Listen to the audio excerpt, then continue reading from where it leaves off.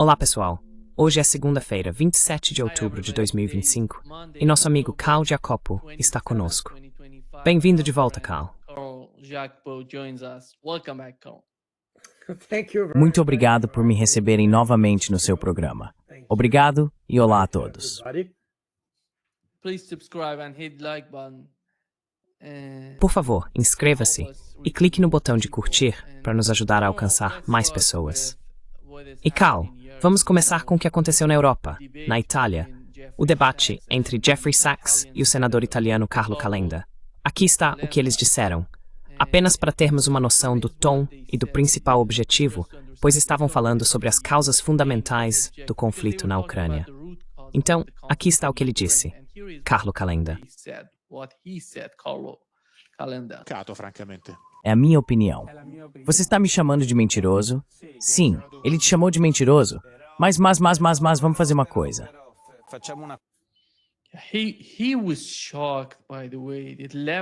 Ele ficou chocado com o nível do argumento do senador italiano.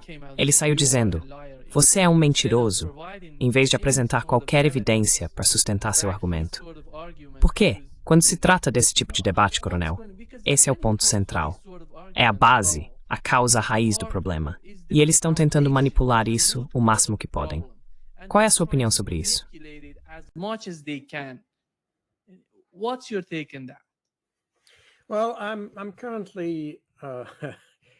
Bem, atualmente estou escrevendo outro livro sobre toda a questão e o processo que levou à guerra. É basicamente um livro sobre o processo de paz.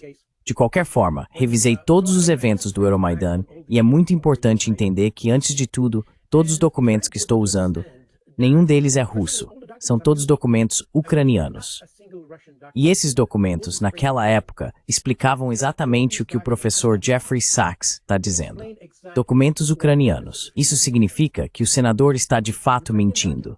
Veja, isso é muito importante. E quando ele disse, por exemplo, que os ucranianos eram majoritariamente a favor da Europa, isso está totalmente errado. Totalmente errado.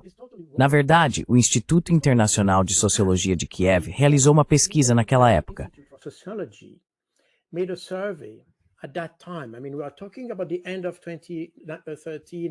Quer dizer, estamos falando do final de 2013.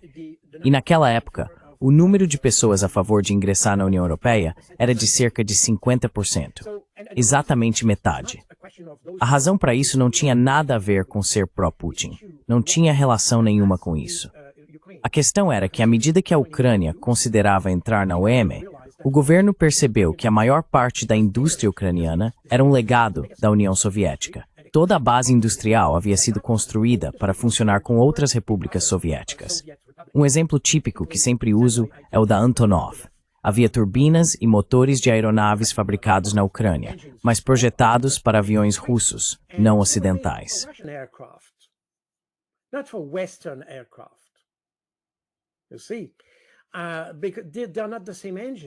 Veja, porque não são os mesmos motores. E esse é apenas um exemplo. Temos muitos outros, aliás. E isso se refletiu no que aconteceu em 2023, quando a Ucrânia, ou melhor, quando os europeus, queriam mais cereais, trigo e todo aquele grão vendido para a Europa. A Europa recusou. Na verdade, alguns países europeus impuseram uma proibição aos cereais ucranianos porque eles não tinham a mesma qualidade, não eram feitos para o mercado europeu. E há muitos produtos assim. Isso não significa que a Ucrânia não fosse capaz de se ajustar ao mercado, mas obviamente exigia muito tempo antes de estar pronta para o mercado europeu. E foi exatamente isso que o governo de Yanukovych percebeu.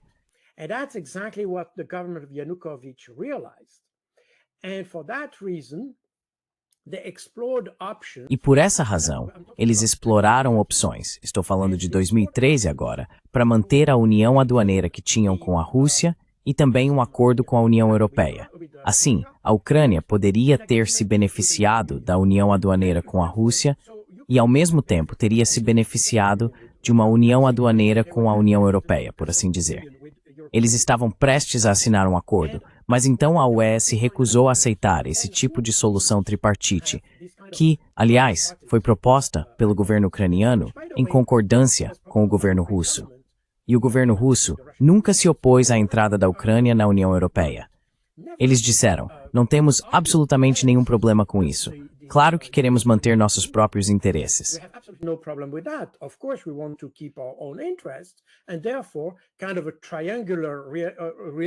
E, portanto, um tipo de relação triangular teria sido o ideal.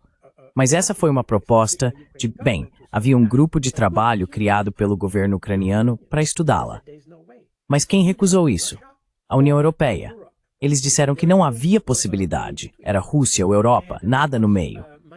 E foi Manuel José Barroso, o antecessor de Ursula von der Leyen, quem disse isso. Ou um ou outro, mas não ambos ao mesmo tempo. E isso criou um problema para o governo ucraniano. Como resultado, o governo ucraniano pediu uma pausa nas negociações, porque precisava reconsiderar como se ajustar a essa situação, já que era um problema para sua indústria. A indústria ucraniana não estava pronta para a Europa, por assim dizer. E, portanto, eles pediram uma pausa nas negociações para estudar soluções alternativas.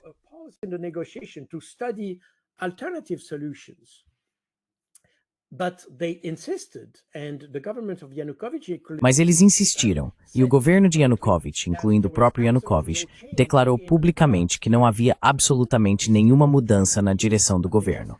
Eles ainda queriam ingressar na União Europeia, mas precisavam apenas ajustar as modalidades para acomodar a indústria ucraniana.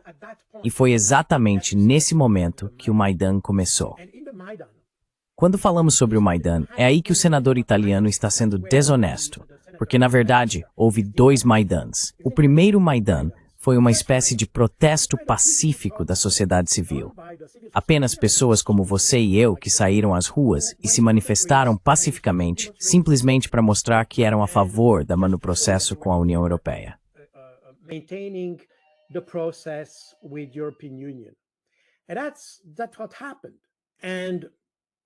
E foi isso que aconteceu. De repente, houve uma mudança no padrão do Euromaidan. E aqui, novamente, se você observar o que o Instituto de Sociologia de Kiev fez, eles realizaram uma pesquisa com a população no início de dezembro de 2013, nos dias 7 e 8, se não me engano, e outra no final de dezembro de 2013.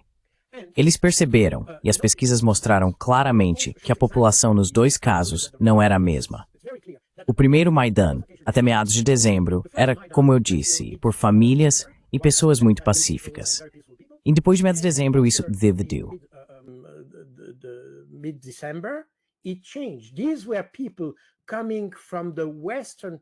Essas eram pessoas vindas da parte ocidental da Ucrânia, ou seja, da região que não é etnicamente ucraniana.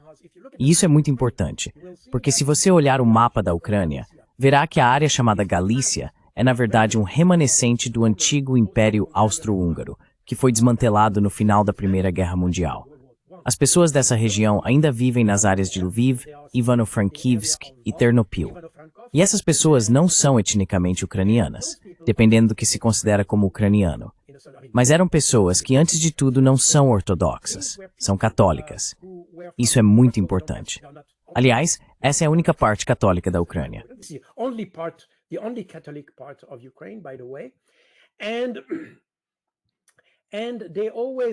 E eles sempre tiveram uma relação muito ambígua com os alemães durante a Segunda Guerra Mundial, se posso colocar dessa forma. O restante da Ucrânia, que é tanto de língua ucraniana quanto russa, mais ou menos metade-metade, foi de fato o povo que compôs o primeiro Maidan no início. Mas o segundo Maidan, aquele que se tornou violento, foi formado por pessoas vindas dessa antiga região da Galícia. E a propósito, esse é o nome da divisão da SS. A 10ª Corps Divisão de Granadeiros SS Galizien, Erste Galizien, que era composta por essas pessoas.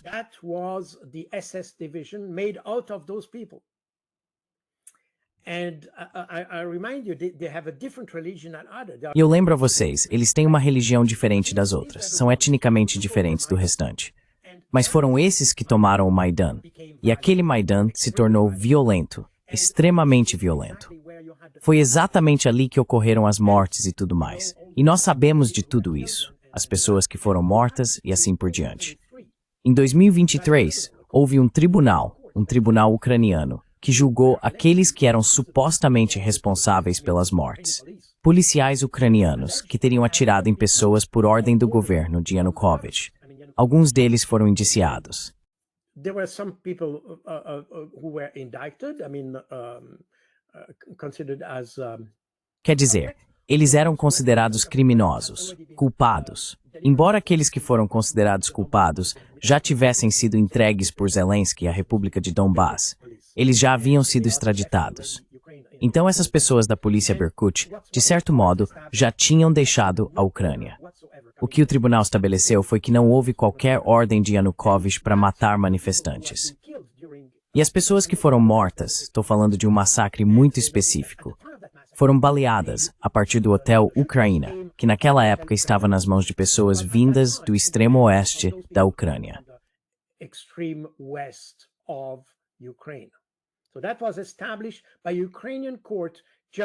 Isso foi estabelecido por um tribunal ucraniano há apenas 2 anos.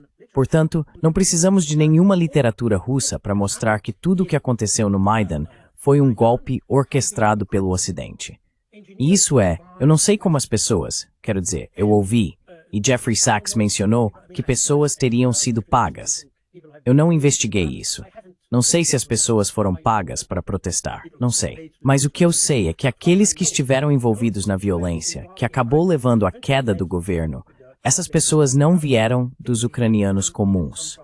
Elas vieram da extrema-direita.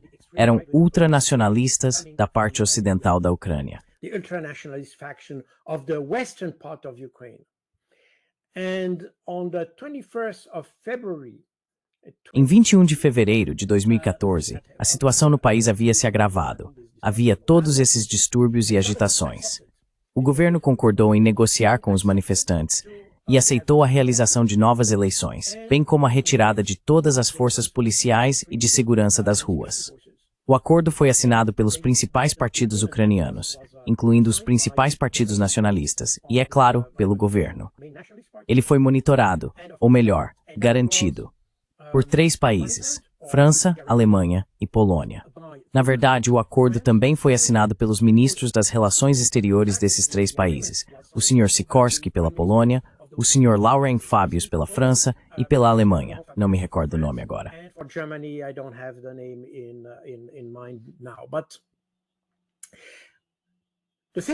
Mas a questão é que isso foi no dia 21 de fevereiro.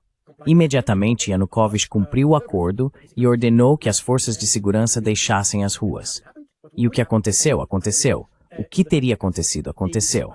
No dia 22, os manifestantes não cumpriram o acordo. Eles invadiram o Palácio do Governo e outros prédios governamentais.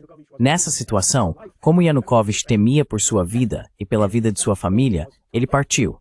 Foi assim que ele foi deposto. E um novo governo, não eleito, chegou ao poder.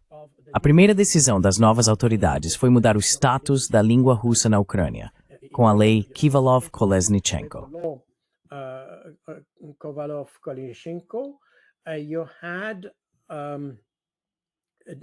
Foi um acordo de que o russo e o ucraniano seriam as 2 línguas oficiais da Ucrânia. A primeira decisão das autoridades não eleitas, em 2014, foi revogar essa lei, o que gerou agitação em todas as áreas de língua russa da Ucrânia.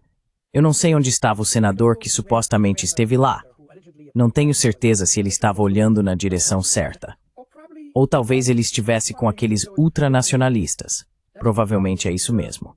Ele provavelmente estava por trás dessas pessoas e por isso não viu o que aconteceu. Mas esses são os fatos. E na Crimeia, repito mais uma vez, não houve nenhuma invasão russa da Crimeia.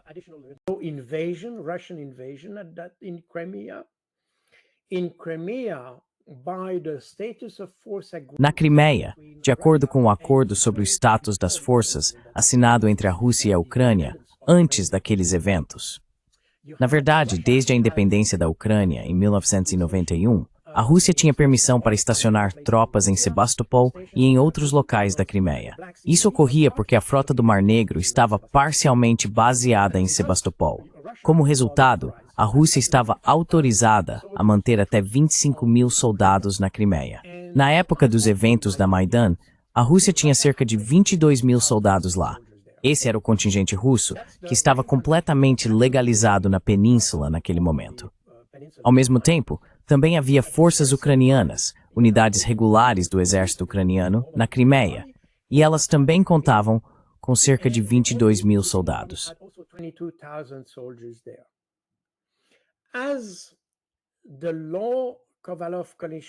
Como a lei Kivalov-Kolesnichenko havia sido revogada, houve aquela agitação que mencionei antes, inclusive na Crimeia. Isso levou a mais distúrbios. E como o novo governo não tinha capacidade suficiente para lidar com a situação, envolveu o exército para fins de aplicação da lei. Foi exatamente isso que aconteceu na Crimeia. Os 22 mil soldados ucranianos que estavam lá foram usados para manter a ordem. Mas o exército, naquela época, era um exército de conscrição, o que significava que dos 22 mil soldados na Crimeia, quase todos haviam sido recrutados na própria península. Ou seja, quando receberam a ordem de atirar ou lutar contra seus próprios cidadãos.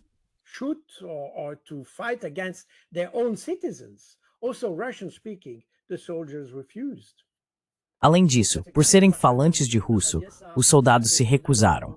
Foi exatamente isso que aconteceu em Odessa em 1905, acho, com a história do Potemkin. Exatamente a mesma coisa. Os soldados se recusaram a atirar em seus próprios cidadãos. O que aconteceu? E não é preciso recorrer à mídia russa para ver isso. Foi mostrado nos canais de TV ucranianos. Um deputado da Rada, o Sr. Vinnik, disse na TV ucraniana que, dos 22 mil soldados ucranianos estacionados na Crimeia, 20 mil desertaram para o lado russo. Ou seja, 90% deixaram e se juntaram aos manifestantes de língua russa, de fato, com suas próprias armas e tudo mais.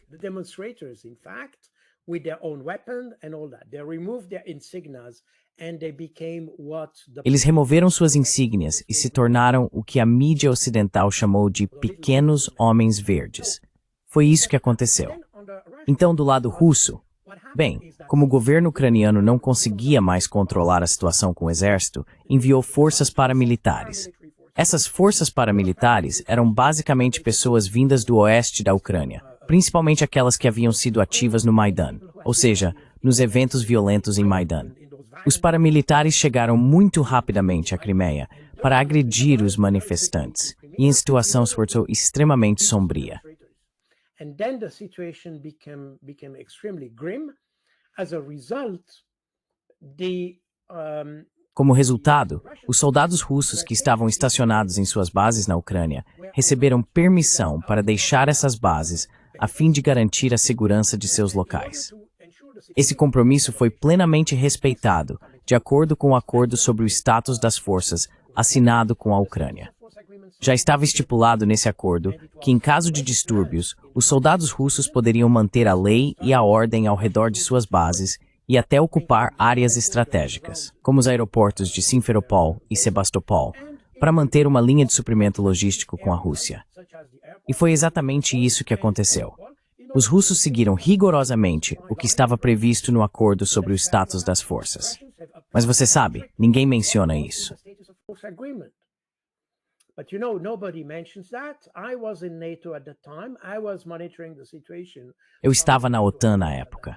Eu estava monitorando a situação a partir do quartel-general da OTAN, porque, como já disse muitas vezes, eu era responsável pela questão da contraproliferação de armas pequenas e leves, especialmente na área da OTAN, mas não apenas lá.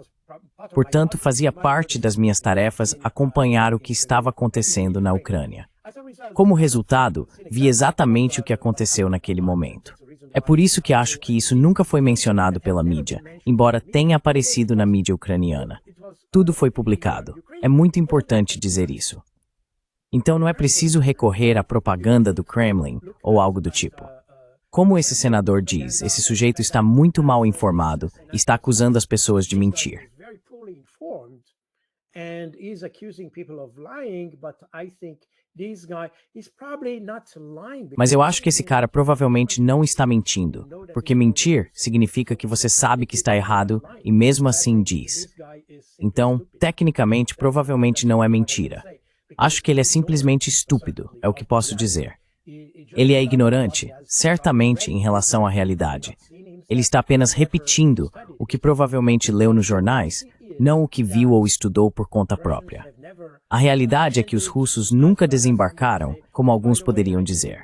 E, aliás, na OTAN, muita gente naquela época usava o termo invasão para falar das ações russas na Crimeia.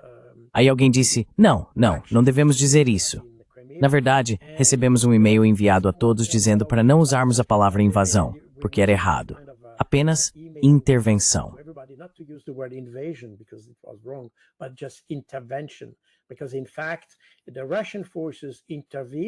Porque, de fato, as forças russas intervieram conforme estabelecido no acordo sobre o status das forças para proteger sua própria área e proteger os civis. Quero dizer, isso é normal. E tudo o que eu disse foi posteriormente confirmado por Vladimir Putin, que ele permitiu que os soldados realizassem algumas atividades de aplicação da lei a fim de proteger os civis, porque eles estavam sendo agredidos por outros. Mas não houve, digamos, uma intervenção externa das forças russas na Crimeia. Lembro que a Crimeia, por referendo, havia se separado de Kiev em 1991, antes de a Ucrânia se tornar independente. A Crimeia havia recuperado seu status de República Socialista Autônoma da Crimeia, o status que tinha antes de 1954, antes de Khrushchev entregar a Crimeia à Ucrânia.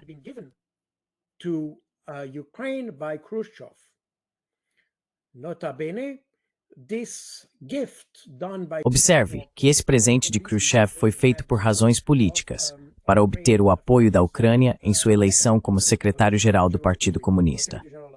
Mas essa transferência nunca foi validada pela República Socialista Russa, pela República Socialista Ucraniana ou pelo Parlamento da União das Repúblicas Socialistas Soviéticas.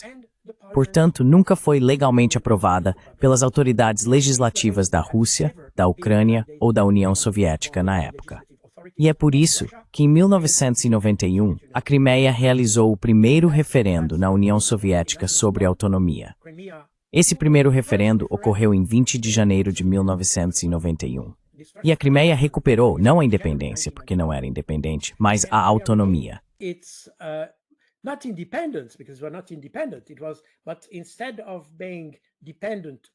Foi. Mas em vez de se tornar dependente de Kiev, passou a ser dependente de Moscou. No final de 1991, a Crimeia adotou sua própria constituição e declarou independência total em 1992, enquanto a Ucrânia declarou independência em dezembro de 1991.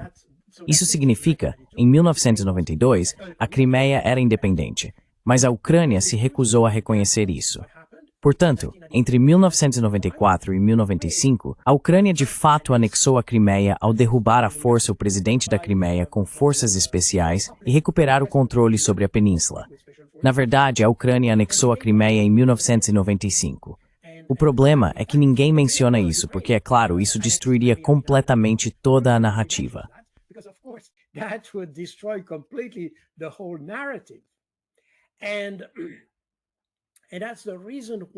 E é por isso que, quando houve essa perturbação após o movimento da Maidan, as autoridades da Crimeia, as autoridades regionais, decidiram realizar um novo referendo, perguntando à população se ela queria retornar ao status que tinha em 92. Essa foi a pergunta feita aos cidadãos, e todos responderam que sim, que queriam voltar a esse status. Com base nisso, o parlamento da Crimeia pediu para se juntar à Federação Russa. Assim, houve um processo democrático que, na verdade, foi uma repetição daquele que já havia ocorrido mais de 20 anos antes. E por essa razão, a Rússia não devolverá a Crimeia. Mas acho que toda essa pequena sequência que vimos é extremamente preocupante, porque acredito que os políticos que temos na Europa não estão plenamente cientes de toda a história do que aconteceu na Maidan.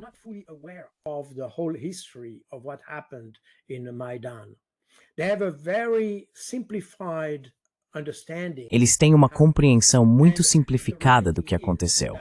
E a realidade é que você pode interpretar como quiser.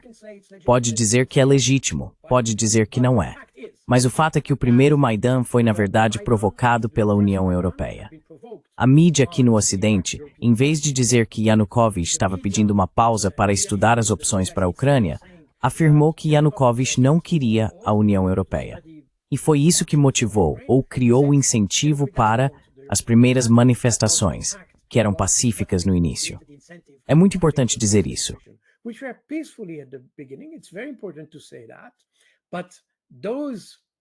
peaceful citizens. Mas aqueles cidadãos pacíficos foram, na verdade, dominados por ultranacionalistas.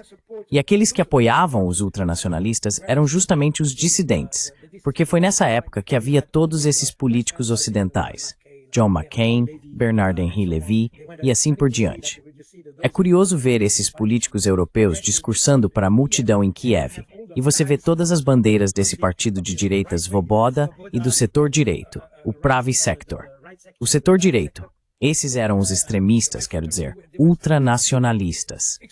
Não quero usar outra palavra, que provavelmente seria motivo para o vídeo ser banido. Mas, na verdade, dá para imaginar essas pessoas ainda contemplando a ideia de ter um homem do bigode. Who contemplate still the idea of having a mustache man in Kiev. And all our politicians, in fact, turned. E todos os nossos políticos, na verdade, fecharam os olhos para aqueles extremistas a fim de promover essa ideia de que a Rússia era contra a União Europeia, o que é absolutamente errado. A Rússia nunca tentou impedir a Ucrânia de ingressar na União Europeia. Isso é falso. Mas é claro que, como perceberam que poderia haver um distanciamento econômico com a Ucrânia, tentaram encontrar uma solução para que a Ucrânia pudesse manter relações normais com a União Europeia sem romper os laços com a Rússia. Só isso. Não havia absolutamente mais nada. Tudo aconteceu por iniciativa dos ucranianos. Então acho que aqui, não sei exatamente o que Jeffrey Sachs disse. I don't know exactly what Jeffrey Sachs said. I know that even those, I don't know what. Eu sei que mesmo aqueles, bem, de novo, eu não sei o que ele disse. Eu não vi essa entrevista.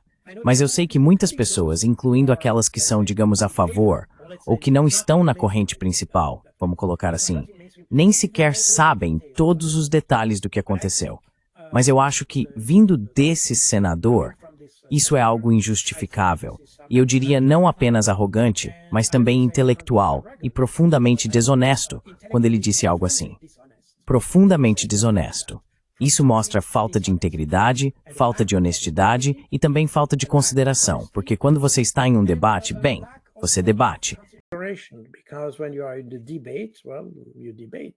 But when you start, and that's something we see regularly. Mas quando você começa, e isso é algo que vemos regularmente quando falamos sobre a Ucrânia e tudo mais, quando as pessoas não têm mais argumentos, elas começam a atacar a pessoa. Isso é muito típico dessas pessoas de extrema direita.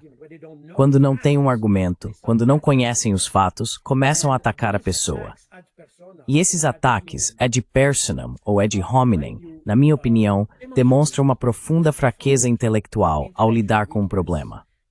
Porque, se você não é capaz de apresentar o argumento certo, isso significa que não está suficientemente preparado. E quando sua única rota de fuga é atacar a pessoa à sua frente, isso significa que você não vale muito.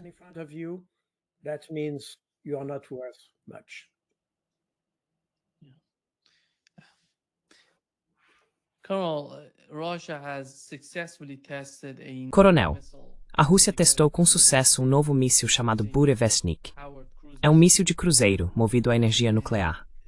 A resposta dos Estados Unidos, e Donald Trump disse que um submarino nuclear americano está na costa da Rússia. E qual é a mensagem da Rússia? A Rússia está enviando uma mensagem ao Ocidente, ou quer transmitir com esse tipo de teste, que se vocês quiserem escalar o conflito, estamos preparados para isso, mas queremos evitar. Na minha opinião, eles estão tentando fazer tudo ao seu alcance para evitar qualquer tipo de escalada na Ucrânia.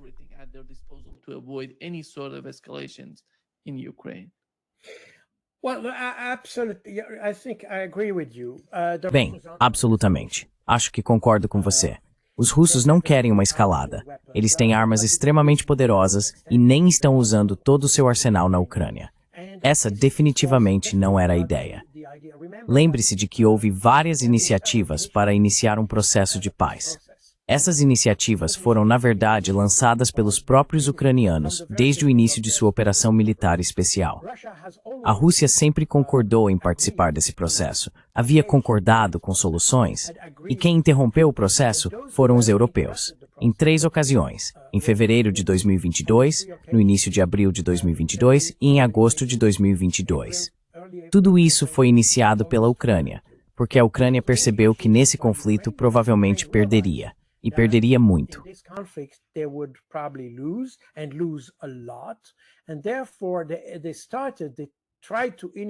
E, portanto, eles tentaram iniciar um processo, e todas as vezes a Rússia disse tudo bem. Em abril de 2022, algo bem conhecido hoje, eles estavam quase chegando a um acordo. Nas 3 ocasiões, foram os europeus, não apenas a União Europeia, mas os europeus, porque Boris Johnson estava envolvido, que impediram a conclusão e assinatura do acordo. Com base nessas 3 tentativas fracassadas, em setembro de 2022, Ursula von der Leyen enviou uma mensagem muito clara à Ucrânia, dizendo que não haveria apaziguamento com a Rússia, nem negociação com a Rússia.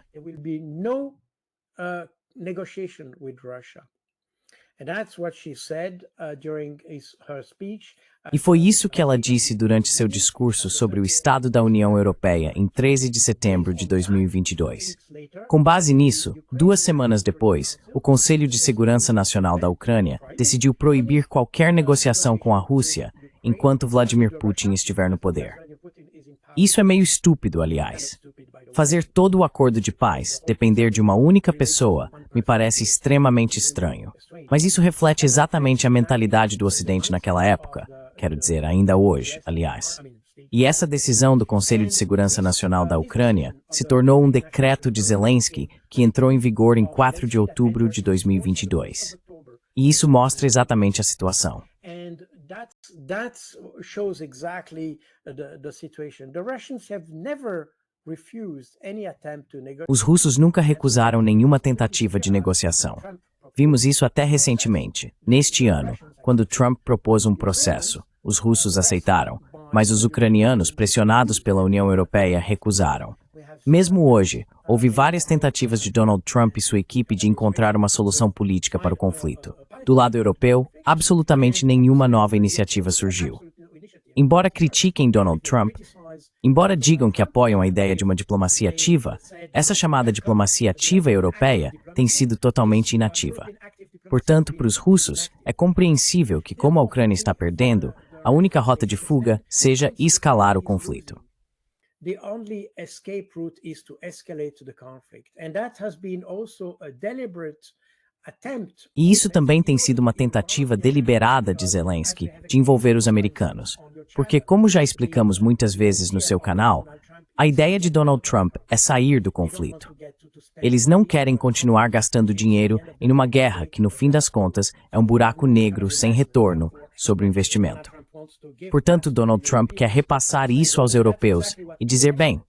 E foi exatamente isso que Pete Hegseth, aliás, disse em fevereiro deste ano, em Munique, acho. Ou talvez em Bruxelas, não me lembro exatamente quando. De qualquer forma, ele disse aos europeus, vamos ter uma espécie de divisão de tarefas. Os europeus assumem o conflito entre a Rússia e a Ucrânia. Esse é o território de vocês. E nós, americanos, vamos nos envolver com a China e o Extremo Oriente. Esse é o nosso território.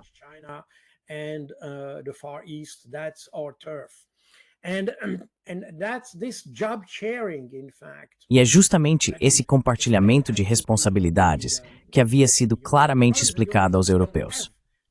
O problema é que os europeus não têm a capacidade, ou mesmo a competência, para substituir os Estados Unidos no apoio à Ucrânia. Como resultado, eles fizeram todo o possível para manter os americanos no teatro europeu, por assim dizer.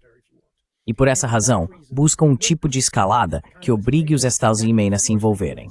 Foi exatamente isso que aconteceu em outubro do ano passado, há cerca de um ano, quando Zelensky lançou aquele ataque a Bryansk, que fica a aproximadamente 120 quilômetros da fronteira, dentro do território russo. Eles provavelmente levaram um míssil ATACMS até a fronteira para alcançar essa distância, porque normalmente mantém os ATACMS a cerca de 60 ou 70 quilômetros dentro do território ucraniano, para evitar o fogo de artilharia.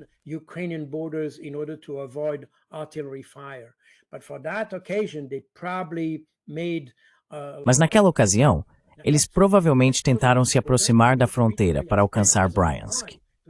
Em resposta, como os russos entenderam que os ucranianos estavam tentando criar uma espécie de fato consumado para o governo Biden, quiseram mostrar que estavam prontos para conter esse tipo de iniciativa de forma muito eficiente.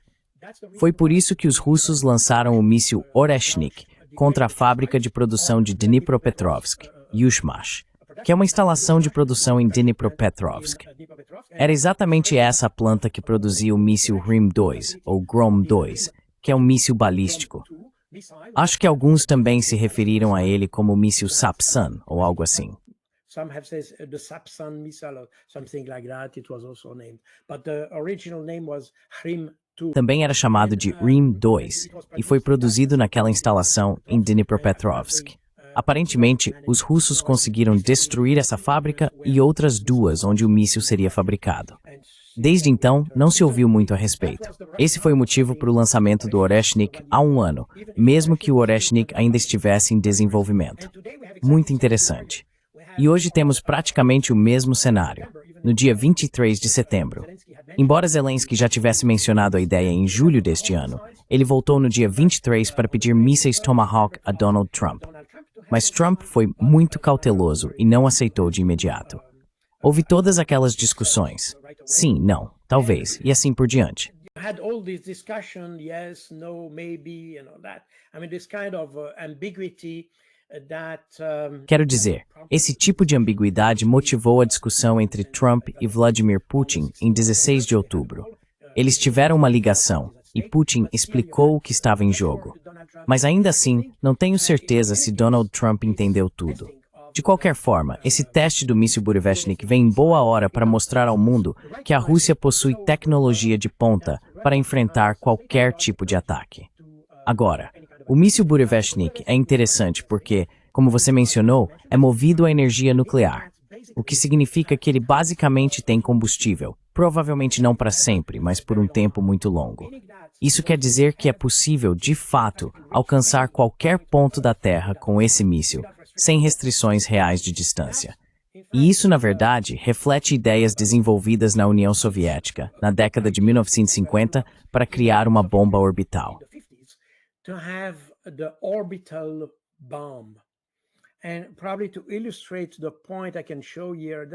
E provavelmente, para ilustrar o ponto, posso mostrar esse desenho que fiz. Desculpe, está em francês, mas as pessoas provavelmente vão entender. Aqui em branco, você vê uma linha pontilhada mostrando a trajetória de um míssil balístico. A ideia do sistema de bombardeio orbital fracionário. Novamente, este foi um conceito que foi desenvolvido e considerado porque os soviéticos nunca conseguiram realizá-lo. Era que uma bomba seria colocada em órbita e poderia então atingir os Estados Unidos, por exemplo, por trás, digamos assim. Ele não iria tão alto quanto um míssil balístico, permaneceria numa órbita baixa. Então, o que temos agora com o míssil Burevestnik não é um míssil que entra em órbita, mas como ele tem seu próprio combustível nuclear, não precisa estar em órbita para percorrer distâncias muito longas.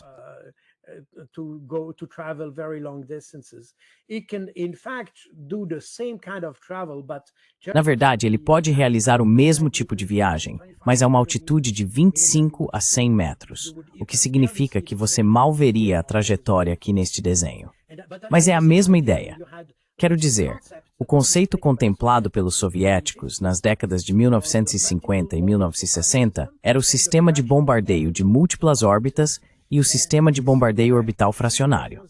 E isso, de fato, por utilizar uma órbita, uma órbita de satélite, por assim dizer, deixou de ser autorizado pelo Tratado sobre a Não Militarização do Espaço Exterior, o chamado Tratado do Espaço Exterior. Por essa razão, os soviéticos abandonaram a ideia. E hoje, é claro, com essa nova tecnologia, eles podem usar um conceito muito semelhante, por assim dizer, mas sem ir para o espaço exterior, e, portanto, sem violar o Tratado do Espaço Exterior.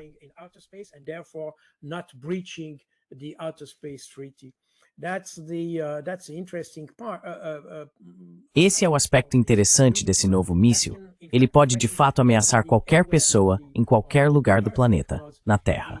Porque o sistema que foi instalado, se você observar os diferentes cinturões de radar ao redor dos Estados Unidos, tanto no norte, incluindo o Canadá, quanto no sul, esses sistemas foram feitos para conter ameaças balísticas e aéreas, ou seja, ameaças que viajam em alta altitude, digamos assim.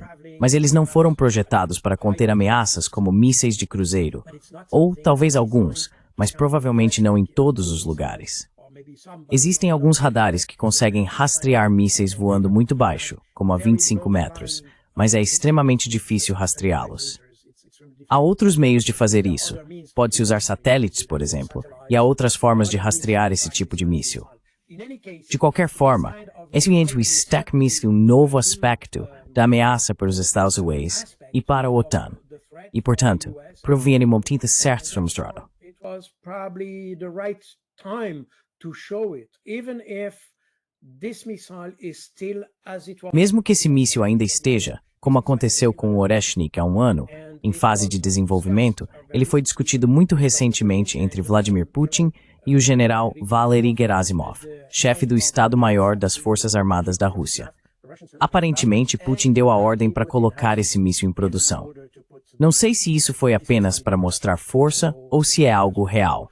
Mas, de qualquer forma, estamos falando de uma tecnologia que provavelmente ainda não foi produzida para ser incluída nos arsenais russos neste momento.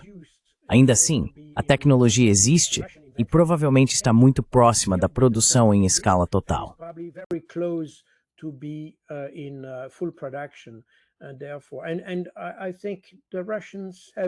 Acho que os russos têm muitos desses projetos guardados nas gavetas.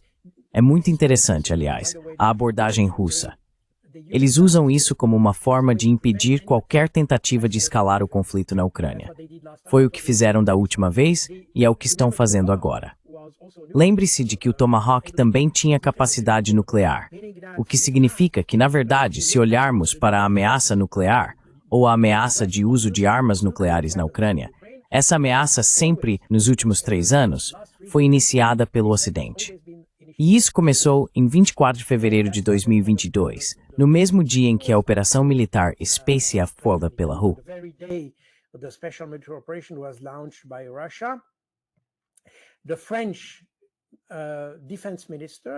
O ministro da Defesa da França, Jean-Yves Le Drian, ameaçou a Rússia naquele mesmo dia ao invocar as capacidades nucleares da OTAN.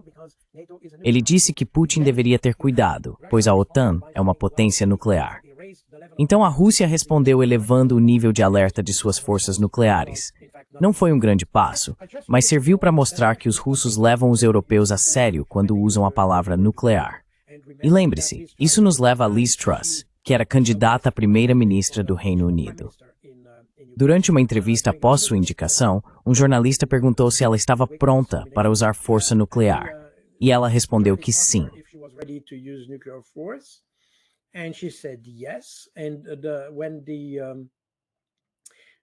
E quando o jornalista perguntou se ela estava pronta para arriscar a aniquilação global para lutar contra os russos, Liz Truss disse que sim. Então ela estava disposta a arriscar a aniquilação global apenas para lutar. Se olharmos para isso, se você observar as declarações dos ministros da Defesa, especialmente na França e no Reino Unido, os americanos têm sido um pouco mais moderados nesse ponto. Mas os franceses e os britânicos têm falado sistematicamente sobre o uso de força nuclear. E isso, de fato, provocou uma reação do governo. O embaixador do Reino Unido em Moscou foi convocado pelo Ministério das Relações Exteriores, por Lavrov. Isso foi em 2023, acho, ou talvez no final de 2022, algo assim.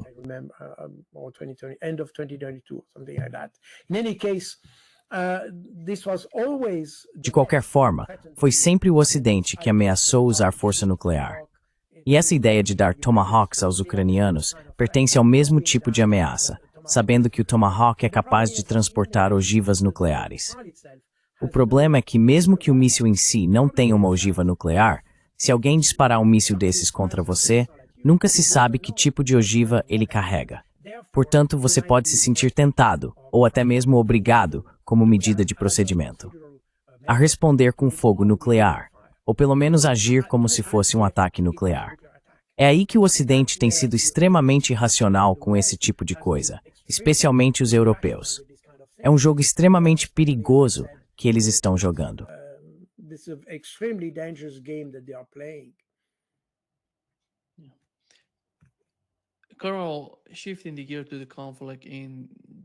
Carl, mudando de assunto para o conflito no Oriente Médio, o governo Trump enviou o vice-presidente, junto com J.D. Vance e Rubio, a Israel. Parece haver algumas divergências entre o governo Trump e o governo Netanyahu em relação à anexação da Cisjordânia. Trump disse não a isso, e J.D. Vance repetiu. Mas Netanyahu afirmou, somos uma nação independente, podemos fazer o que quisermos.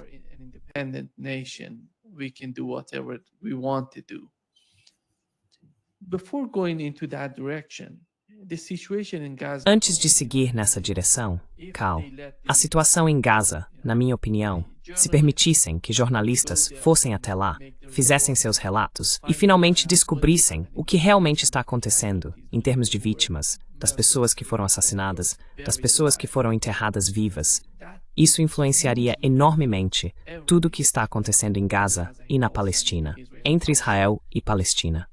A administração Trump, ao que me parece, está tentando fazer tudo o que pode para diminuir esse tipo de influência sobre a situação, considerando o caso de Israel. Eis o que ouvimos do cirurgião judeu-americano Mark Perlmutter. Ele acusou as forças de defesa de Israel de enterrar crianças vivas em Gaza.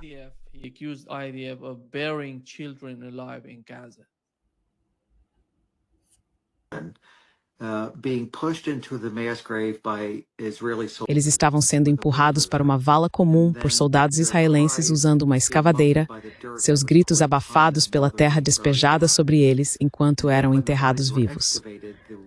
Quando os corpos foram posteriormente exumados, as camisas vermelha e verde daquelas crianças, cujas mãos haviam sido amarradas atrás das costas, foram encontradas. Esse tipo de monstruosidade, esse nível de comportamento hediondo, só pode acontecer se o ódio for incutido de forma deliberada desde o nascimento.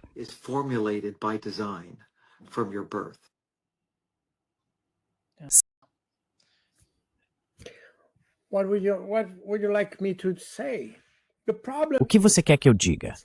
O problema é que isso não é novidade. Já tivemos centenas de exemplos disso. Não apenas nos últimos 2 anos, mas nos últimos 20, em que já havia matérias na mídia sobre soldados israelenses matando crianças por diversão. Por diversão. E recentemente, houve até, acho, um político israelense dizendo que soldados das FDI estavam matando crianças como um hobby.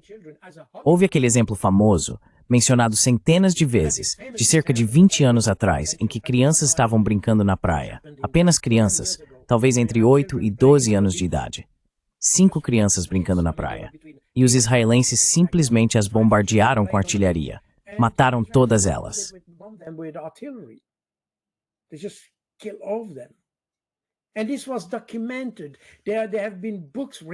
E isso foi documentado. Há livros escritos sobre isso, filmes também, centenas de casos. Isso provocou algum tipo de reação no Ocidente. Sabe, parece que ficamos surpresos com isso, mas na verdade já havia centenas de casos antes. Só se tornou mais evidente nos últimos 2 anos. O mau comportamento dos israelenses, não apenas dos soldados, mas dos israelenses, porque tudo o que mencionamos acontece na Cisjordânia, nas colinas de Golã e no Líbano. Temos centenas de testemunhos, explicando, demonstrando, documentando crimes em massa, crimes cruéis. O que isso mudou? Podemos ficar perturbados, ou Trump pode ficar perturbado hoje, porque isso abalaria a imagem do seu belo tratado.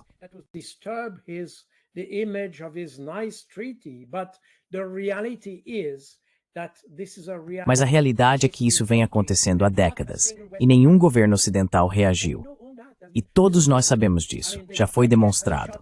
Quero dizer, as FDI atiraram em diplomatas que tentavam documentar a situação na Cisjordânia ou em Gaza. Eles foram alvejados pelas FDI, sem falar na Cruz Vermelha, na ONU e em outros. Acho que a ONU pagou um preço muito alto por causa do exército israelense. Penso que as maiores perdas sofridas pela ONU, se não me engano, foram no Líbano. Eles foram bombardeados pela artilharia israelense e não houve pedido de desculpas. Os israelenses nunca se desculparam. Como disse Bezalel Smotrich, o direito internacional não se aplica ao povo escolhido. Não é para os judeus, é para o resto do mundo. Os judeus estão isentos do direito internacional.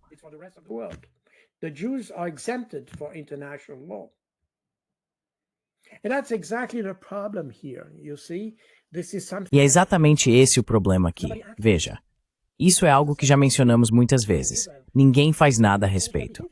Há uma sensação de impunidade em Israel. Por que eles deveriam mudar seu comportamento?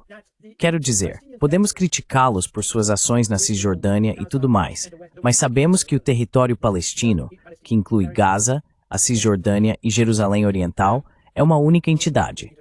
De acordo com a Corte Internacional de Justiça, qualquer presença israelense nesse território é ilegal. A Corte emitiu uma decisão afirmando isso e pediu a todos os países do mundo que ajudassem Israel a cumprir suas obrigações sob o direito internacional no território palestino. In the Palestinian territory, did a single Western country even try? Algum país ocidental sequer tentou fazer com que a decisão da Corte Internacional de Justiça fosse realmente aplicada? Não. Veja o que está acontecendo. Agora há essa questão da Conferência de Budapeste, e muitas pessoas estão pedindo que Putin seja preso se ele for a Budapeste e tudo mais. Você viu os mesmos pedidos, ou o mesmo tipo de reação quando Netanyahu viajou pela Europa ou pelos Estados Unidos? Não. Então o Estado de Israel, não apenas o governo, o próprio Estado, tem total impunidade ao massacrar pessoas. Isso como levanta a questão para cumprirmos a cumplicidade em crimes de guerra. As to how do we define complicity of war crimes?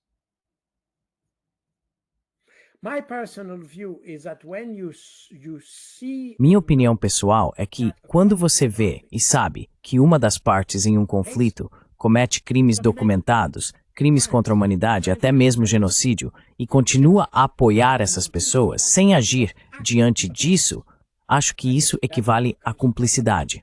Porque não estamos falando de alegações.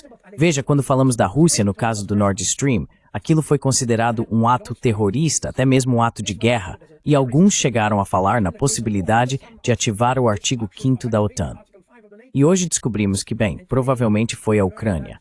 E o mesmo acontece com centenas de outros casos. Na verdade, fazemos alegações, e os julgamentos e decisões políticas em relação à Rússia se baseiam nessas alegações. E estamos dispostos a ir à guerra com base em alegações. enter war based on allegations.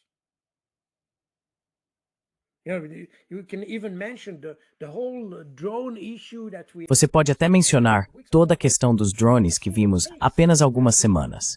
Nenhum caso foi documentado ou comprovadamente provocado ou executado pela Rússia. Tudo isso são alegações, e nós sabemos que são alegações. Sabemos disso perfeitamente bem. Mas quando você ouve Emmanuel Macron, a primeira-ministra da Dinamarca, Friedrich Merz e outros, essas alegações se transformam em fatos. E estamos prontos para ir à guerra por causa disso. Agora, quando olhamos para Israel, onde temos crimes documentados, não são alegações, são fatos documentados, comprovados. Temos isso em vídeo, temos tudo, e eles ainda se orgulham disso. Os israelenses ainda se orgulham disso. E mesmo assim, ninguém age. and here nobody acts.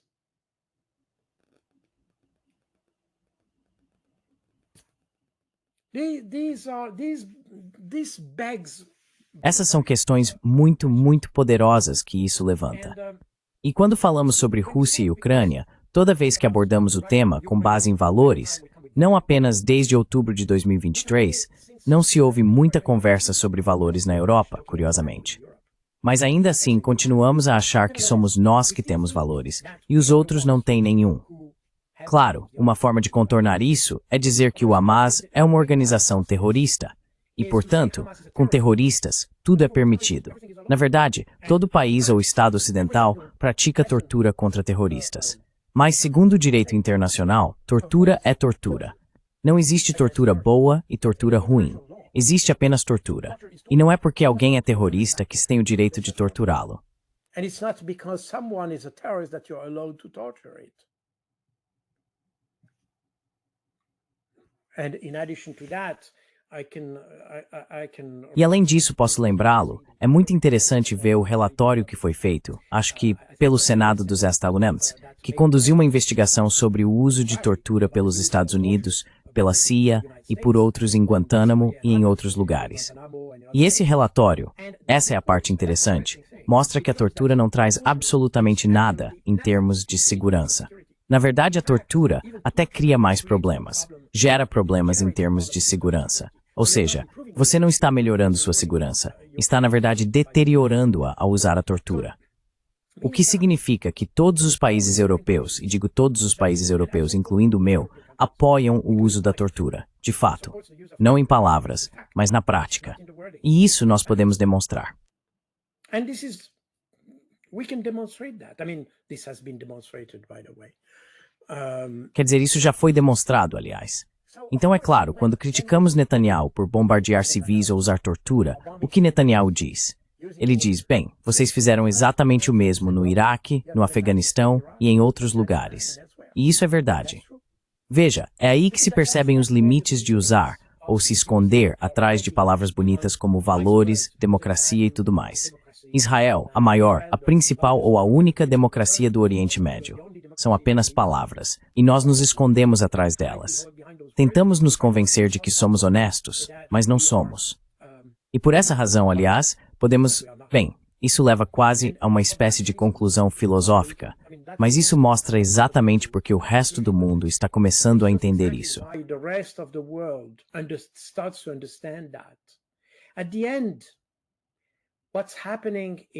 No fim das contas, o que está acontecendo em Israel é um espelho da mentalidade ocidental, porque, na verdade, nós concordamos com o que Netanyahu faz. Se não concordássemos, agiríamos para impedi-lo de fazer isso. Mas, na realidade, não. Nós aceitamos. Então, por um lado, temos toda essa retórica sobre valores, democracia, direitos humanos, direito internacional e tudo mais. Mas, ao mesmo tempo, quando isso acontece bem diante dos nossos olhos, não fazemos nada. Isso significa que aceitamos, concordamos e até dizemos que Israel é um pedaço da Europa no Oriente Médio. É por isso que eles participam de torneios de futebol e festivais de música. Israel pertence porque o consideramos parte da Europa. Portanto, Israel é apenas o espelho da nossa própria sociedade. Essa é a conclusão trágica disso.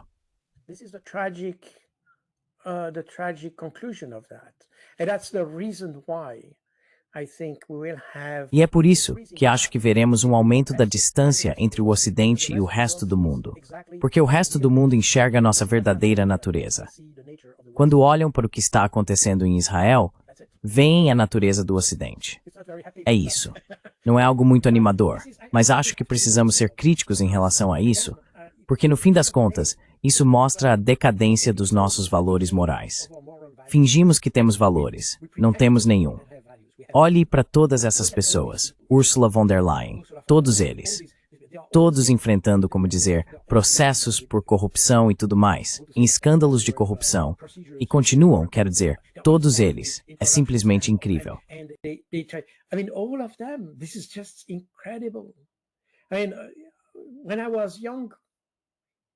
Quero dizer, quando eu era jovem, nunca passamos por essas coisas. Hoje eles são todos corruptos. Eles mentem descaradamente. Talvez naquela época a gente simplesmente não conseguisse verificar o que diziam. É possível. O cenário da informação era muito diferente. Mas hoje, sabemos que eles mentem. A gente vê isso. Dá para desmentir tudo o que dizem, e mesmo assim continuamos a elegê-los. Continuamos a elegê-los. Continuamos a aceitar que estão no comando. Isso é o surpreendente. Podemos criticar o Macron. Ele ainda foi eleito 2 vezes. E agora os franceses estão chorando porque ele é um idiota. E sempre foi um idiota.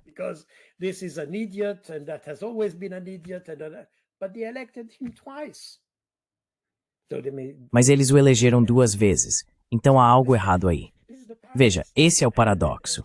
E isso realmente deveria nos levar a refletir sobre o que chamamos de democracia. Qual é a nossa definição ou compreensão do Estado de Direito? Durante a Guerra Fria, todos podiam falar livremente. Até os comunistas podiam se expressar na Europa. Hoje, se você é a favor da Rússia, ou nem mesmo a favor, apenas não alinhado com a corrente dominante, pode ser considerado pró-Rússia. E então, ser banido, talvez até preso. Se você é pró-Palestina, é considerado terrorista. Se você participou do Palestine Action no Reino Unido, pode ser rotulado como terrorista.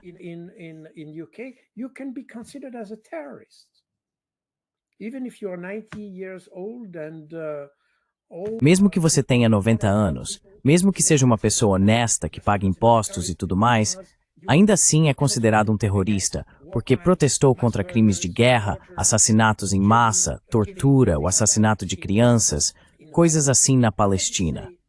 O que isso diz sobre o governo do Reino Unido? Se você é impedido de expressar sua indignação ao ver crimes contra crianças, o que isso diz sobre Keir Starmer? Olhe para isso, pense sobre isso. O que isso diz sobre nossas autoridades quando elas prendem pessoas que protestam contra o assassinato de crianças? Claro, você vai dizer, bem, isso é normal, porque há casos de pedofilia e tudo mais, até envolvendo pessoas do governo no Reino Unido, até políticos. Então é considerado normal.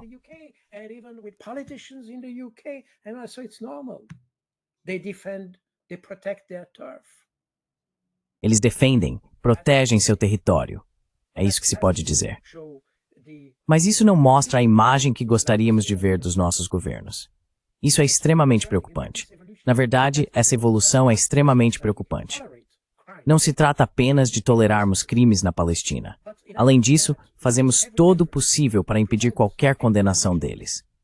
E isso diz muito sobre nossos políticos, independentemente de sua orientação política. Aliás, quero dizer, não conheço os detalhes da política no Reino Unido e tudo mais, mas na maioria dos países, como França, Bélgica e assim por diante, percebe-se que a corrupção não se importa com orientação política.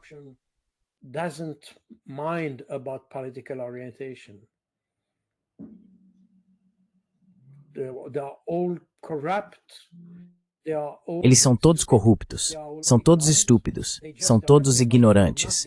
Estão em suas posições não porque são capazes, mas porque conseguiram subornar alguém, ou sabe, é algum tipo de manobra política, em vez de competência, inteligência ou senso de servir ao país.